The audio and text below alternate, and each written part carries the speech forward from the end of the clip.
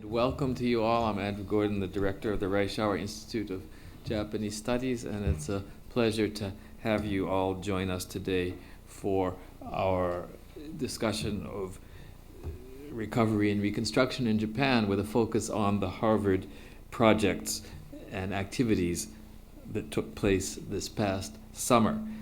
As you know, this has been a busy week not only of getting underway here on campus with various events, but also marking a half year since these compound disasters struck Japan.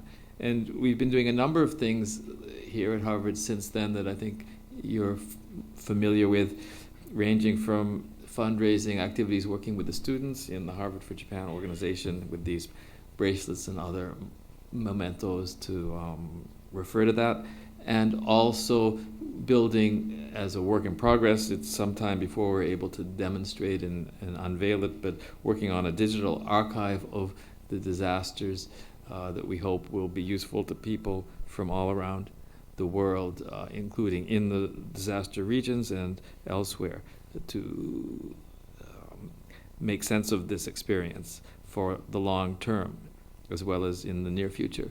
And then we've been holding various events here on campus to try to gain understanding of what happened, what is happening, what will be happening in the future. And this gathering is one of those, of course.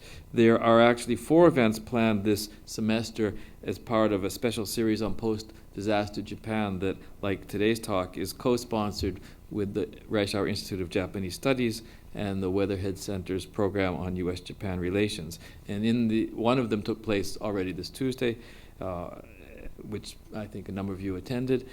And the flyer on the table out front has all 4 of those events listed on one side. So if you haven't picked it up and you're interested, please do that on the way out.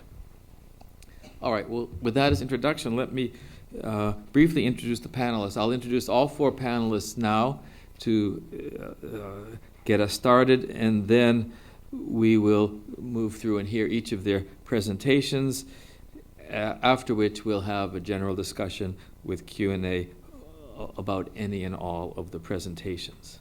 So the first presenter will be Dr. Yusuke Tsugawa. And Dr. Tsugawa got his MD from Tohoku School of Medicine in 2005, and then completed a residency as well as being a chief fellow and nephrology, which is kidneys fellow, at St. Luke's Hospital in Tokyo.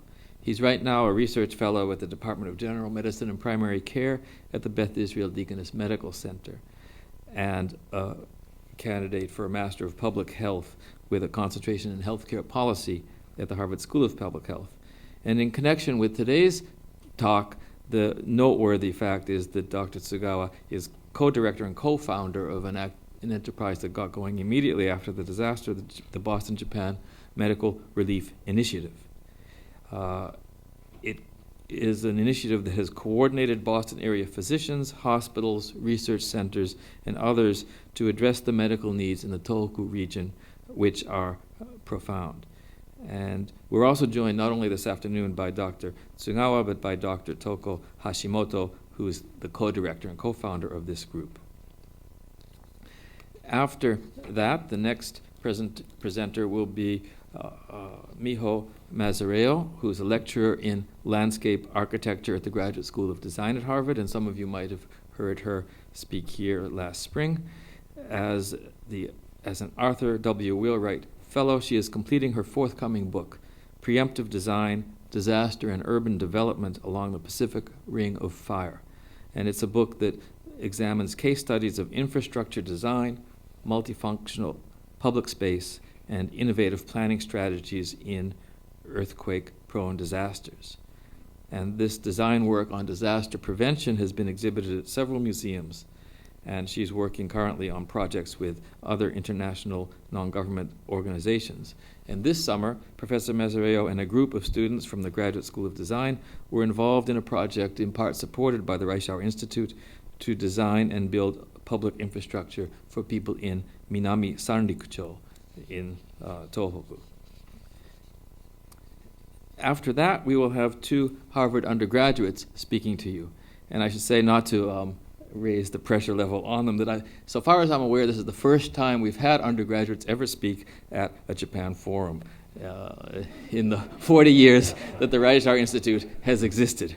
So that's either because we've been neglectful of the talents that our students have to offer us as our teachers, or possibly so, and also the unprecedented nature of this disaster has drawn us together in talking to each other in some different ways than in the past. This summer, we were very happy to be able to support 9 Harvard College students and recent graduates from the Reischauer Institute, that is to support them to spend between 2 to 8 weeks in Tokyo and Tohoku doing volunteer work. The organizations they worked with included the Association for Aid and Relief Japan, another group called All Hands Volunteers, Project Tohoku, and a third, Grace City Relief. These were the groups that hosted our students, putting them to work on projects directly and sometimes with other volunteer organizations working in the area as well. So Glenn and June will be speaking to us about their experiences. Glenn BOGARDUS is Harvard College class of 2012. He'll be graduating next June or May. He's a government concentrator with a secondary concentration in environmental science and public policy. And his internship this summer was at the Association for Aid and Relief Japan. June SHEPARD is Harvard College 2014 in environmental science and public policy as her concentration, and she did her summer internship at Grace City Relief, as well as connected to Tsukuda Loves Tohoku. So it's a real pleasure to welcome you all here today. I really appreciate that you're joining us. And the panelists will sit so we can see the presentations with you, and then come back up here for the Q&A. Thank you, everyone. And before I begin, I would like to thank Reischauer Institute of Japanese Study and Weatherhead Center Program, U.S.-Japan Relations for organizing today's panel. And it's a great honor to be here and give a talk today. I am giving a talk as a co-director and co-founder of Boston Japan Medical Relief Initiative, and I co-founded this organization with Toko Hashimoto, who is also the director of the group. I've divided today's talk into 3 parts. First, I would like to briefly overview about the statistics of Great Tohoku earthquake and health system in Japan. Second, I would like to describe about how Boston Japan Medical Relief Initiative was set up and the history of this organization. And finally, I would briefly want to mention about the disaster risk activities I participated at Tohoku University Department of Public Health, where I took part in the health checkup of the afflicted people and also supported launching a large cohort of afflicted people supported by Ministry of Health in Japan. These are the brief statistics of the Great Tohoku earthquake comparing with the other historical earthquakes in Japan. As you can see, in the first column is the Great Tohoku earthquake, and the second column we see the Great Hanshin earthquake, which took part in the west part of Japan in 1995. And right next to that is a column about the Haiti earthquake, which took part in 2010. And the last column is the Loma Prieta earthquake in San Francisco. It's one of the worst earthquakes in the US, which took part in 1989. As you can see from this table, the magnitude of the Great Tohoku earthquake is the largest among those 4 of the earthquakes, and the number of the deaths and missing, total of like 20,000 people. And the financial scale of the damage, which will be $200 to $300 billion, is approximately 2 to 3 times larger than that of the Hanshin earthquake, which was also one of the worst earthquakes in Japan. We know that the number of deaths is much higher in the Haiti earthquake, but it was most of the part was due to the fragile and vulnerable healthcare system and the infrastructure, so we can't directly compare these two. Before I talk about the Boston Japan Medical Relief Initiative, I would like to talk briefly about the healthcare system in Japan. As you can see in these graphs, these are the numbers of the physicians per 1,000 people in each OECD countries. As you can see from these, there are 2.0 physicians per 1,000 people in Japan, and which is lower than compared to with that of the United States, which is 2.4, and which is far lower than the OECD average of 3.0. As you can see from this graph, the number of physicians were, even before the earthquake, lower than the average. And what is making the situation much worse is the regional difference of number of physicians in Japan. This figure shows that the color with the bluish color shows the low number of physicians, and the color with oranges or red color shows the relatively high number of physicians per 1,000 population. As you can see from this figure, the northeast of Japan, this is exactly where the earthquake and tsunami struck this time, was relatively and had relatively low number of physicians compared to western part of Japan, even before the earthquake. You can tell that these statistics, from these statistics, that we northeast part of Japan had suffering from shortage of physicians after the earthquake, even though before there was a shortage. Secondly, I would like to talk about our organization, Boston Japan Medical Relief Initiative, which I will also know as BJMRI. BJMRI was set up soon after the Great Tohoku earthquake. On the evening of March 11th, and Dr. Toko Hashimoto, the director of the BJMRI, took contact with Harvard International Office and the Consulate General of Japan in Boston, and put out a call for physicians willing to visit the afflicted area and take part in the disaster relief activities. At the same time, more than 40 people attended the first meeting of Action for Japan, which took part in MIT. And Action for Japan was the collaborative network of disaster relief activities, and one of the projects was to dispatch a team of healthcare professionals to the afflicted area. I and Yukiko Sakai from Harvard Business School were the core member of this project. These two projects were separately operating until we met and decided to merge these two projects and to create a single organization, which was later called Boston Japan Medical Relief Initiative. These are the steering committee members of our organization. In the interest of time, I don't go through every single member, but I would like to emphasize that our team consists of the wide variety of diverse members, which include physicians, epidemiologists, consultants from the major consulting firm, lawyer,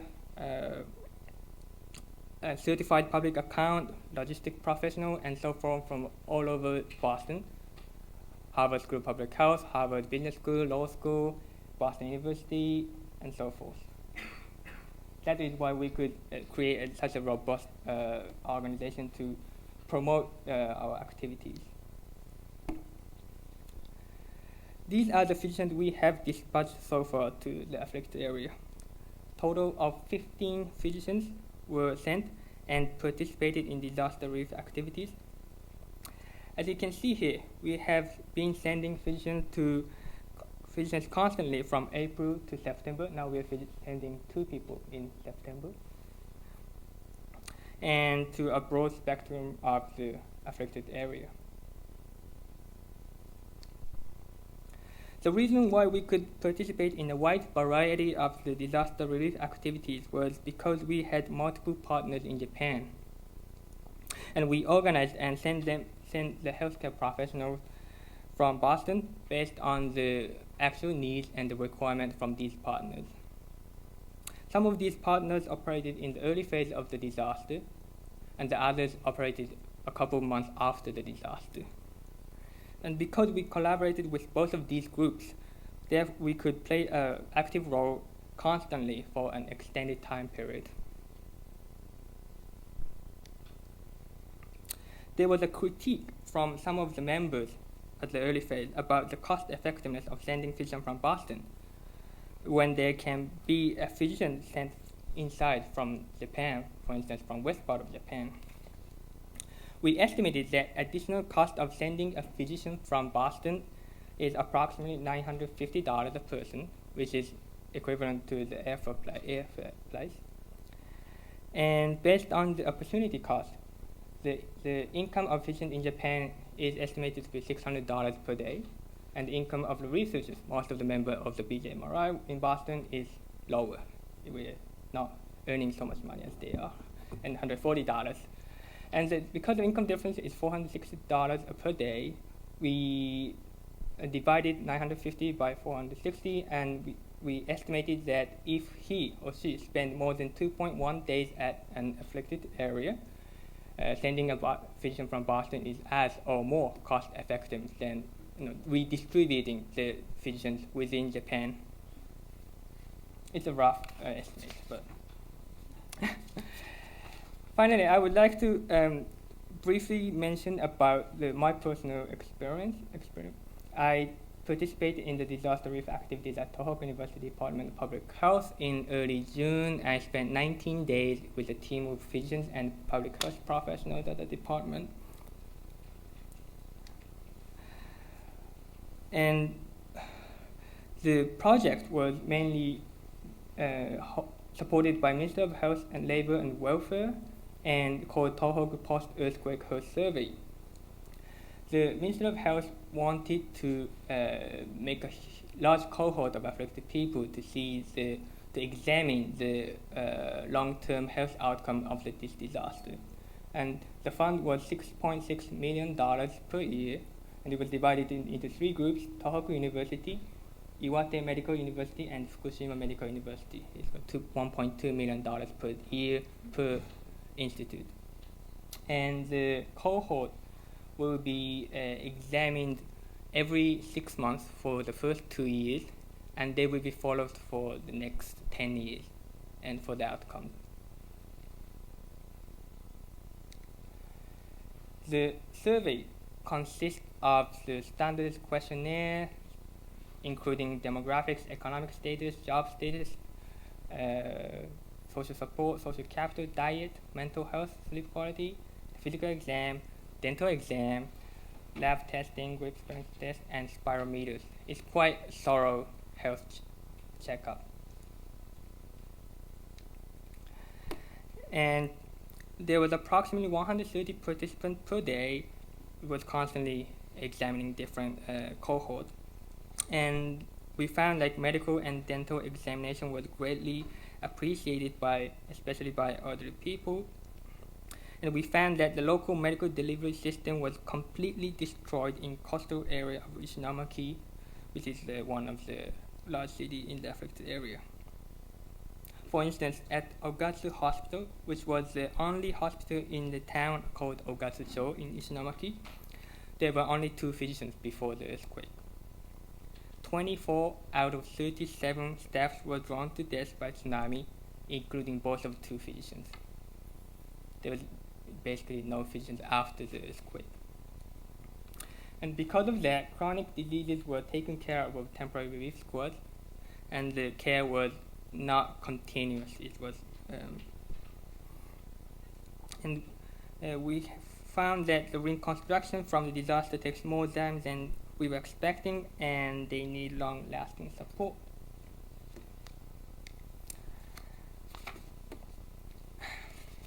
I would like, this is a photo from a project called A Beacon of Reverse Poster Project. This is you can see the web page here. These 2 are the local construction workers who were also affected by the earthquake and tsunami. And it is said in English here, in Japanese here, and in English here. You just see, we're gonna make a better town out of all this. Local people like these 2 are the central players of the recovery process, and we are only the supporters. When we first held a meeting of BJMRI, we achieved an agreement that we don't want to be a hero, but we want to be a supporter.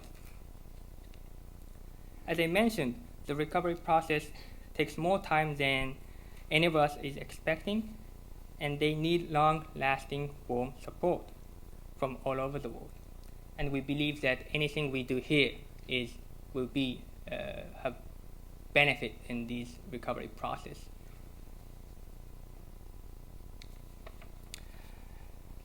I would like to thank Japan Disaster Relief Fund Boston, especially Mrs. Vasco-Fish and Daisuke and Tomoe Matsuoka from Boston Red Sox for supporting our project since April all the way.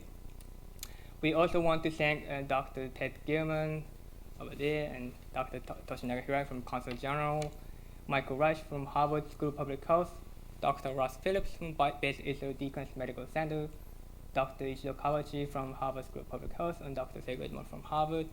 All of them are the advisory board members of our group, and they supported us as well. And finally, but not least, we would also like to thank Hiroko Kumaki, Keisuke Ishihara, and Meishi Run from Harvard for Japan, who took constant contact with our group, and we could develop our activity together. Thank you so much for attention.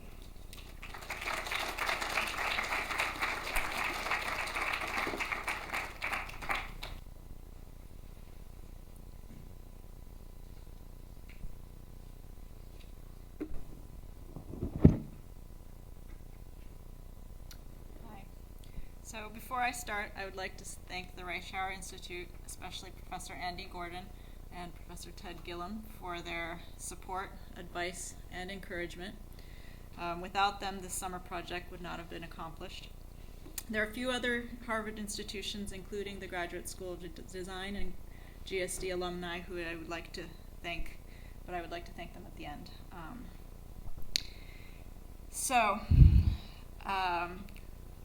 I'd like to spend the first part talking about our rather intense summer experience, but make sure to leave some time to also talk about the larger issues facing the people of the region. For the most part, international media stops covering disaster zones after the emergency phase is over, and in this case about 2 to 3 months. So part of our role, given that we had the opportunity to go, is to keep reminding people that it's not everything is back to normal, and it won't be for several years. I'm not going to show too many images of the destruction because I know that this audience is extremely aware of the conditions in Japan. But I was surprised to find that even people in Japan didn't really comprehend the scale of the damage. People that were coming up to help us for the weekend would say things like, "Oh, we can take the local train up there to meet you." There's no local train. This here is the elevator shaft of the local train station. Or they will ask why we stayed in the middle school, because there was only one hotel and one inn in all of Minami-san Rikucho, which both had evacuees occupying them until mid-July. And few people, and even I, have trouble understanding what 16 to 20 meter wall of water really is, and how high that is, and what that means for recovery and where people would relocate to. Now, if I could thank everyone who helped us, influenced us, and educated us this summer, I would take up the whole 15 minutes just telling stories about them. But I would like to start just by introducing our partners and some of our team members. From Harvard, we had Kenya Endo, Sky Milner, Stephen Fan, Yuka Miura, and Masa Watanabe, as well as Mina Nishio and Misa Odanaka, who Mina and Misa were not able to come, but they supported us from here with research. We also had a few other people from Boston, from MIT, Shoko Takemoto, and 2 people from our firm, Open Systems, Chris DeVries and Nina Skrikinger. So this and we had 1 student from Keio, Ayumi Suzumoto, who this team comprised the people that were there for the most part the entire time. Now, our partners in Japan stemmed from Professor Hiraoka from Miyagi University and Professor Kobayashi from Keio University. Professor Kobayashi is actually a GSD alum, and Professor Hiraoka was here on sabbatical last year in Boston, and was really the contact person for everybody that we met and all the information that we were able to gather while we were there. And then for the construction and actually making it all feasible, we were supported by both local carpenters and volunteer carpenters from Kyoto, coordinated by Miyata-san here. And since our team was so complex, we grouped ourselves and called ourselves the Design Axe as a working name. So we approached the summer with two goals. One, to learn from and to work on a planning strategy for Minami-san Nikucho, and also to contribute something physical. We had read and heard about residents being frustrated with all the universities, both national and international, coming to do assessments and research, but not actually contributing to the immediate needs. So we wanted to run a parallel track process. We knew Minami-san Nikucho was our site through the connections Miyagi University had, but it still took us some time to define where in Minami-san Nikucho. This is all Minami-san Nikucho area here. Many small towns, many small districts, many villages, and this map just shows the degree of devastation ranging from 100% destroyed to some areas that were already on high ground to about 21%. The red dots show the areas that were worst hit, and the green and blue dots are less so. So it wasn't really until we met Principal Abe from the Utatsu Middle School that everything really started to fall in place. Finding these connections are really, really the heart of our project this summer.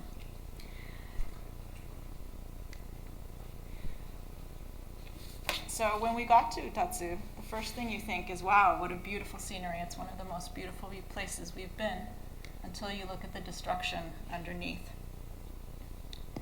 This is taken from the elementary school in Utatsu, which is a district of Minami-san Nikucho. And this is an aerial showing the middle school up here, which ultimately became our site, and the elementary school below.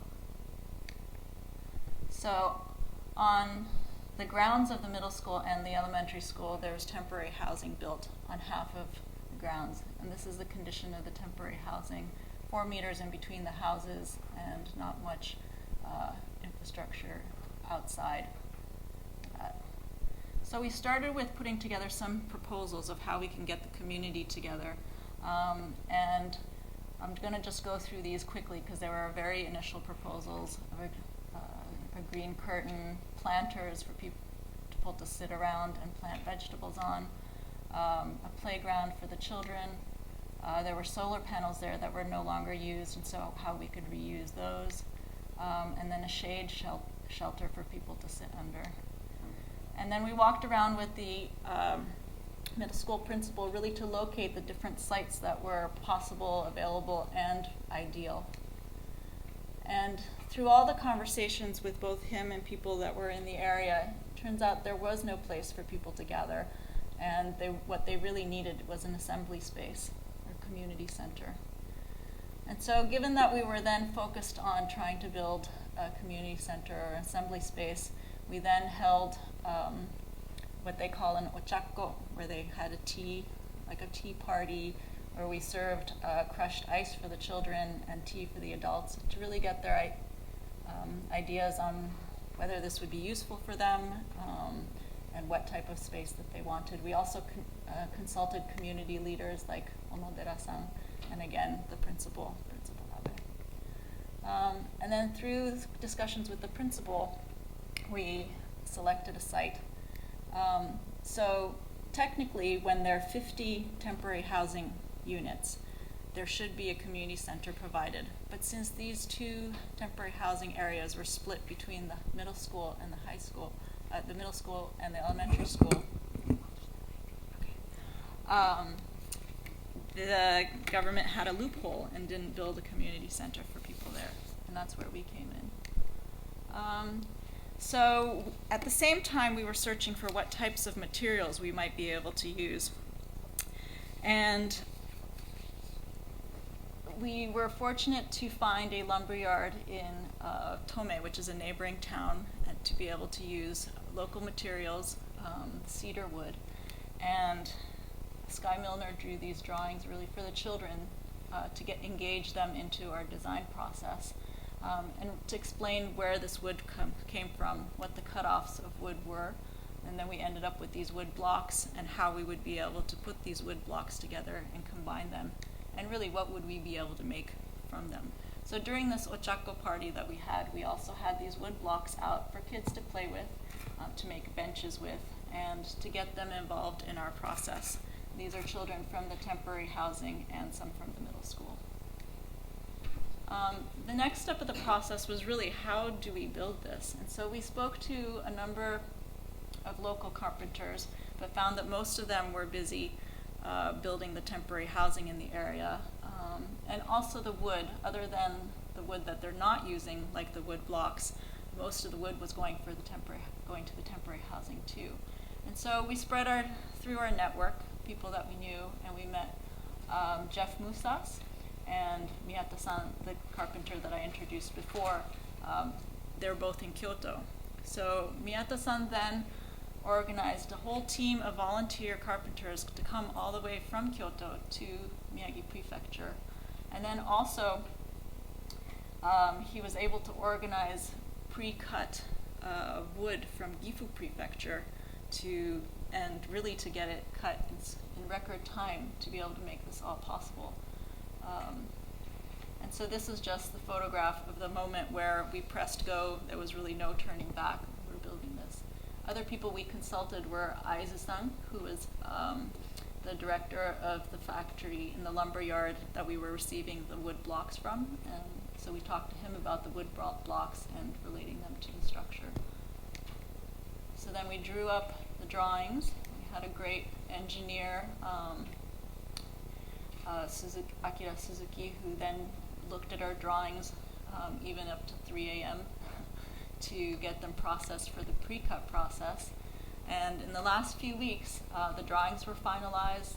The pre-cut was done. For those of you here may not know much about the pre-cut process in Japan, but it's quite amazing, where what's traditionally done by hand and really the male and female socket joints that are put together can all be done by a factory, and this was all processed within 24 hours on a truck, delivered to the site, and construction started. So most of the construction of the frame was actually done by the professional carpenters. We had to make sure it was plumb, vertical, that there are many things that we weren't able to do ourselves, but we did help as much as we could in the places that we could help. And then we engaged the children in putting together the facade, and that was really the work that we were able to do as a student team. And so we engaged the middle school students. They really helped us in both the putting together of the blocks, but also the design of where the windows would go within the facade. And these are just some photos of us working with the middle school students. Part of the idea behind this is that if you are involved with the actual construction of it, that would also become something that is yours. And part of the reason for having this on the school site is that with the temporary housing on the school playground, having to be there for 2 to 3 years, according to the government estimates, we wanted to be able to help smoothen out any of the conflicts that might exist from these two communities living together on the same site. And so part of that was to really have the middle school students involved in the construction of the process and the maintenance of this building. And we also had a number of local carpenters who, after they finished their work of building the temporary housing, came in to help us, like Sato-san here. And obviously there were some very late nights with both Miyagi Daigaku students, Miyagi University students, and Keio students as well. And then it was finally completed. So 2,859 blocks later, we were often asked for that number. Community center was built, located halfway between the middle school temporary housing and the elementary school temporary housing. And for the final day, there was a omatsuri, a festival there. And during that festival, we were able to also put together an exhibition of the master plan work we were doing while we were there, sort of simultaneously as planning and designing this community center. So just to go into that briefly, so that I don't run out of time, we had these panels posted up for people to see in the area where we were working, and people would come by, and they were all research panels and sort of prototypical typologies for relocation ideas and big questions about safety and relocating and recovery. And anyone who'd come by would look at these panels and then sit down and talk to us, and we really were able to speak to a lot of people that we would not have been able to speak to otherwise. They would give us their feedback. We also met with local community leaders. This is Chiba-san from the Keiakukai group, and people in his community, and showed them the panels and got their feedback of their memories of their town, what's essential to keep, what is essential to relocate. And we also attended evening meetings where this is Mr. Onodera, and he is one of the leaders of the Utatsu group, and these are all heads of different wards within Utatsu, really planning out where they're going to relocate to and what type of towns they want to rebuild. So we were quite inspired by the movement that was already taking place there, so organized. And what we wanted to do is support that effort and just asking more questions and really putting in front of them their town, information about their town that they might not have at their fingertips because so much was washed away. And I'm just going to go through the panels quite quickly, but I can explain more later if there are questions. How far people have been traveling and generally where the work and the economy is based from the town. What type of ecology is in the area. Since most people there were fishermen, there was a really acute knowledge of the connection between mountain and ocean and what you have to preserve within the mountain. And now that everyone's thinking of relocating to the mountain, exactly what does that mean? And what does that mean for the ocean aquaculture? Photos of special places that they want to reconstruct. And this really got a lot of people's a lot of conversations going with people that we didn't quite imagine that we would be able to get stories from. And then issues of safety, really, how high do you need to go? Are you protecting yourself from the 35-year tsunami? Are you protecting yourself from the 1,000-year tsunami? What heights are we talking about in terms of relocation? Are we going to reconstruct seawalls, or are we going to move entirely? And then showing some precedents of cities that were located in mountains, and then showing some prototypes of how different those cities can be. And looking at these, we got quite drastic. I don't want to live in this kind of building. I really want to live where I have my own land. Conversations about that were stimulated by just showing, actually physically showing what typologies are out there. Oops, sorry. And then again in renderings, what it means to have buildings up on the skyline, what it means to have them closer to the ground, what ways that they could reuse the inundated lands. And then we asked them to draw in special areas where they think they would be relocating to, who owns what land is a really big issue, and trying to figure out where they will be moving to. So those were the panels that we put up. And so our next step, there are finally some villages that have relocated, or not relocated, but have the land where they'll be relocating to. So there are questions about starting to master plan those. But I think given that we are so far away, that supporting them through research is probably the best thing. given that we were comprised of people who had either worked in Japan or were second generation Japanese or were half Japanese or totally Japanese, we were extremely conscientious as to how to gain community consensus, how to move and how to select projects, as Skye Milner called it in one of the articles that he wrote, which we will post on our website. It was almost schizophrenic, but it induced a lot of debate and a lot of talk on how we can support from far away, how we can support being foreigners, what are the benefits and the drawbacks from that. And really the site is evolving. There's an evolving cast of characters. The site has changed a lot since we were there even a month ago. And even physically, speaking with Hiraka Sensei last night, now the water line is coming up to this here, which was the main street of that's a central district. And so the ground is changing and the water is coming in further. So some of the research that we've been asked to do, this is another project that we did there during the summer, but we've been asked to expand on it now, is to really think about the economy and really how to bring back the economy in places. And this is I have to just go through it quickly, is something that we put together for OGA for Aid that I think one of the Reischauer students worked for this summer, Chad, who we met there as well. And to really start brainstorming of how to bring back the economy. Because all is great for planning the new towns, but everyone's question is, what about jobs? How are we really going to take out another loan to rebuild our home? So I want to thank everyone for, just really briefly, the Graduate School of Design, the Kogan family at the HHI, Humanitarian Initiative, and then the MIT students got grants from MISTI, the Social Agency Lab at the GSD, the Community Service Fellowships.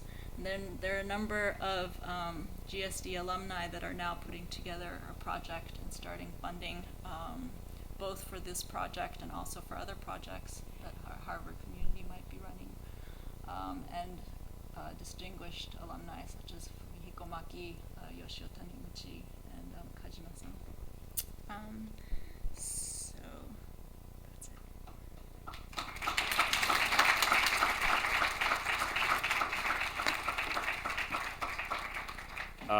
So I was already introduced before, but my name is Glenn BOGARDUS. I'm a senior government concentrator here, and I spent 2 months of my summer living in Tokyo, working for AAR, or I should say Association for Aid and Relief Japan.